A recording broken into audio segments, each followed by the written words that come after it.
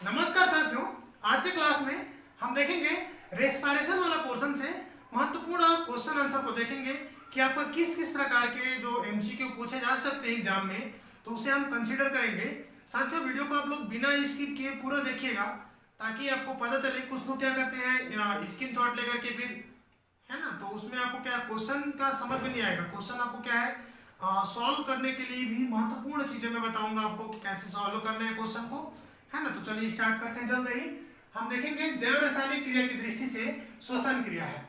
तो देख लीजिए ऑप्शन में एनाबॉलिक क्रिया, कैटाबॉलिक क्रिया, ए बी दोनों, इनमें से कोई नहीं।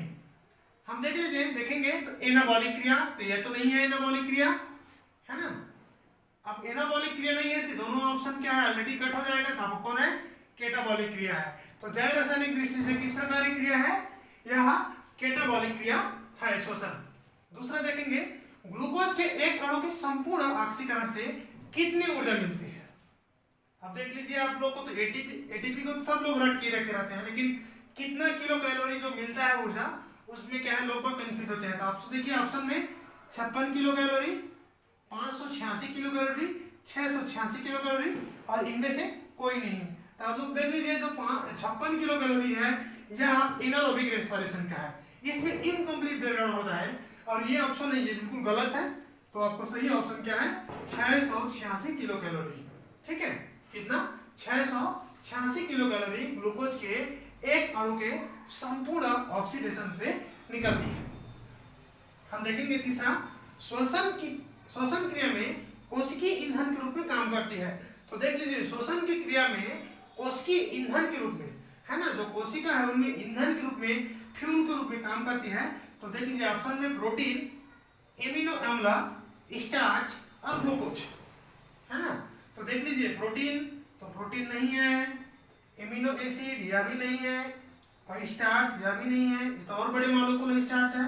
तो ये सारा चीज इंक्लूड करके क्या में कन्वर्ट होता है, ग्लूकोज में। तो ग्लूकोज को हम क्या बोलते हैं, सेलुलर फ्यूल या कोशिकीय ईंधन के नाम से भी ग्लूकोज को हम जानते हैं, जो रेस्पिरेशन के प्रोसेस में क्या होता है, सेलुलर फ्यूल के रूप में काम करता है। इस चीज को बहुत ही महत्वपूर्ण है, आपको याद रखना है।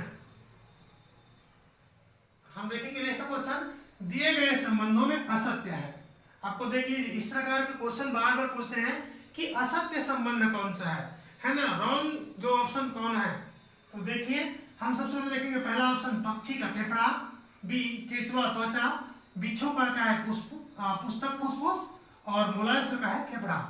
तो हम इसमें देखेंगे कि गलत ऑप्शन कौन है।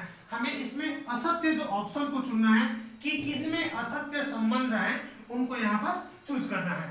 तो पहला में देखेंगे पक्षी का फेफड़ा, बिल्कुल सही है भाई, है ना। केचुआ का त्वचा में होता है, बिल्कुल सही है। हम तीसरा देखेंगे बिच्छू में होता है, पाया है बुकसलंग, है ना, या पुस्तक फुसफुस पाया जाता है बिच्छू में, तो यह भी सही है। हम देखेंगे डी में, तो डी में दिया है मोलास्का का फेफड़ा, तो ये क्या है, गलत है, क्योंकि मोलास्का में श्वसन होता है गील के द्वारा। ठीक है, मोलास्का में श्वसन होता है, वह किसके द्वारा होता है, गील के द्वारा है। तो ये वाला ऑप्शन क्या है, गलत है। तो ये हमारा सही ऑप्शन कौन हो जाएगा, डी नंबर का ऑप्शन में क्या है, गलत जो स्टेटमेंट दिया है, संबंध दिया है, तो कौन सा हो जाएगा इसका उत्तर, डी हो जाएगा। पांचवा हम देखेंगे उभयचर हाइबरनेशन के दौरान श्वसन करते हैं। तो जो उभयचर है, जैसे मेंढक वगैरह है, वह हाइबरनेशन के दौरान, सुसुप्ता अवस्था के दौरान श्वसन की क्रिया करते हैं। इस प्रकार आपको पूछ देंगे। तो देख लीजिए ऑप्शन में फेफड़ा द्वारा, गील द्वारा, त्वचा द्वारा, इस दौरान श्वसन नहीं करते। तो देखें हम बात करें उभयचर की, तो मैं आपको बताया था फेफड़ा में जब उभयचर जब थल में रहेगा तो उस दौरान क्या होता है, फेफड़ा से श्वसन करते हैं।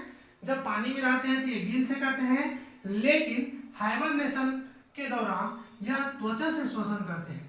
ठीक है जी, तो ऑप्शन नंबर कौन हो जाएगा, सी ऑप्शन इसका सही हो जाएगा। हम देखेंगे छठवां क्वेश्चन, सरीसृप के श्वसन अंग है। तो सरीसृप के श्वसन अंग की बात करेंगे, देख लीजिए ऑप्शन में फेफड़ा, बी में गील, सी में है पुस्तक फुसफुस, और डी में वातक नली। तो यहाँ पर ध्यान दीजिए, ये वातक नली है, ये पाया जाता है कीट में। पुस्तक फुसफुस यह पाया जाता है आपका बिच्छू में, गील किसे पाए थे? मोलास्क में, फीस में, ठीक है, आदि में ये पाया जाता है। इसका सही जवाब कौन है? फेफड़ा। तो सरीसृप है, इसके श्वसन अंग कौन है जी? फेफड़ा। ठीक है, तो इसके क्या आप लोग स्क्रीनशॉट ले सकते हैं आप समझने के बाद में।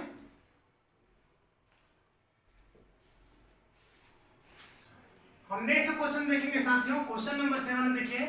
स्तनधारियों में O2 का परिवहन होता है ना। श्वसन का महत्वपूर्ण क्वेश्चन है। स्तनधारियों में O2 का परिवहन होता है। तो पहला ऑप्शन देखिए वातक नली द्वारा, दूसरा मायोग्लोबिन द्वारा, तीसरा हीमोग्लोबिन द्वारा और डी है उक्त सभी द्वारा। ठीक है, इसमें देख लीजिए वातक नली, तो वातक नली द्वारा क्या है? कीटों में परिवहन होता है, पहला ऑप्शन गलत है। मायोग्लोबिन द्वारा इसमें क्या सके जो मोलास्का में पाया जाता है, तो ये भी गलत है। हीमोग्लोबिन के द्वारा ये ऑप्शन सही है। ठीक है, तो कौन सा ऑप्शन सही हो जाएगा इसका जी? सी ऑप्शन सही हो जाएगा। हम देखेंगे कीट वर्ग में O2 का परिवहन होता है। देखिए रक्त के द्वारा, शारीरिक द्रव द्वारा, वातक नली द्वारा, इनमें से कोई नहीं। तो इसका उत्तर कौन सा है? जस्ट मैं बताया ऊपर में, वातक नली के द्वारा कीटों में O2 का परिवहन होता है। जो ट्रेकियल जो सिस्टम है उसी के द्वारा इनमें क्या होता है? वातक नली का जाल फैला रहता है कीटों में, उसी से क्या होता है? O2 का परिवहन होता है, जिससे इनमें क्या है? इसके रक्त क्या होता है? रंगहीन होता है, इसमें हीमोग्लोबिन नहीं पाया जाता है। तो उत्तर कौन हो जाएगा? सी ऑप्शन सही हो जाएगा। नहीं देखिए दिए गए उचित संबंधों का सही कूट का चयन कीजिए। अभी देख लीजिए कूट दिया है झींगा का गील, केंचुआ में वातक नली, टेटफोर में त्वचा और कीट में फेफड़ा। ठीक है, तो इस प्रकार से कूट है। तो हम यहाँ पर पहले मिला लेंगे। देख लीजिए झींगा में गील, तो ये वाला ऑप्शन सही है। केंचुआ का वातक नली, जबकि ये क्या त्वचा शोषण करता है, यानी कि गलत है। टेटफोर को देखिए त्वचा दिया हुआ है, तो टेटफोर क्या त्वचा से करता है, ये भी सही है। कीट क्या होता है? फेफड़ा दिया है, जबकि कीट क्या है? वातक नली से करता है, तो ये वाला गलत है। अब हम ऑप्शन में खोजेंगे कि पहला और तीसरा किस में दिया है। तो यहाँ देख लीजिए पहला ऑप्शन गलत, यहाँ भी नहीं दिया है, यहाँ भी नहीं है, यहाँ दिया है, तो ये क्या है? ऑप्शन नंबर सी इसका सही हो जाएगा। ठीक है, तो इसका साथियों जब भी आप कूट क्वेश्चन आएगा तो ध्यान से मिलाइएगा, नहीं तो यहाँ पर क्या होता है? मोस्टली गलत हो जाता है ना। देखेंगे ऊर्जा के लिए कोशिकीय ईंधन के विघटन को हम कर सकते हैं। देख लीजिए ऊर्जा के लिए कोशिकीय ईंधन के विघटन को हम क्या कर सकते हैं? देख लीजिए जैव रासायनिक जारण, बी क्या है? अपचयन, सी क्या है? अंतःशोषण और डी क्या है? ये सभी। तो देख लीजिए इसको जैव रासायनिक जारण भी कहते हैं, अपचय भी कहते हैं, अंतःशोषण कहते हैं। तो ये क्या हो जाएगा? ये सभी इसका उत्तर हो जाएगा। हमने देखेंगे साथियों क्रेब्स चक्र। एक सेकेंड, हाँ, अवायवीय श्वसन में कौन सी क्रिया होती है? तो ध्यान दीजिए अवायवीय श्वसन में क्रिया होती है, क्या बोलेंगे इसको? देख लीजिए क्रेब्स चक्र, बी में ग्लाइकोलाइसिस एवं क्रेब्स चक्र, सी में ग्लाइकोलाइसिस, इनमें से कोई नहीं। अब देख लें तो क्रेब्स चक्र क्या वायवीय श्वसन में पाए थे, यानी कि गलत है। यहाँ पर दोनों लिखा है तो ये ऑप्शन भी गलत है। इनमें सिर्फ पाई जाती है ग्लाइकोलाइसिस पाई जाती है। अवायवीय श्वसन में कौन पाई जाती है? ग्लाइकोलाइसिस पाई जाती है। नेक्स्ट हम देखेंगे ग्लाइकोलाइसिस संपन्न होती है। देख लीजिए यहाँ पर देख लीजिए केंद्रक में, माइटोकॉन्ड्रिया में, कोशिका द्रव्य में, इन सभी में। तो साथियों आपको याद होगा केंद्रक में इस प्रकार कोई सिस्टम नहीं पाया था, तो ये नहीं है। माइटोकॉन्ड्रिया में क्रेब्स साइकिल पाया था, तो ये भी गलत है। तो इसका सही जवाब हो जाएगा कोशिका द्रव्य में क्या पाया था? ग्लाइकोलाइसिस की प्रक्रिया संपन्न होती है। हम नेक्स्ट देखेंगे वायवीय श्वसन में कौन सी क्रिया होती है।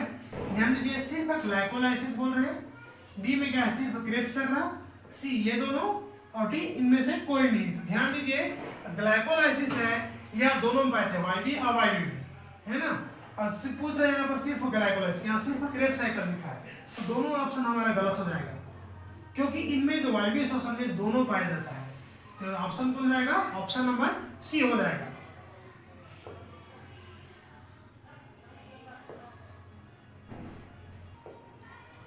साथियों अगर आपको क्लासेस लेक्चर आपको पसंद आता है तो आप लोग इसको लाइक करें, अगर पसंद नहीं आता डिसलाइक भी कर सकते हैं, लेकिन जो भी डिसलाइक करेंगे उसका कारण जरूर लिखें कि आप क्यों डिसलाइक कर रहे हैं।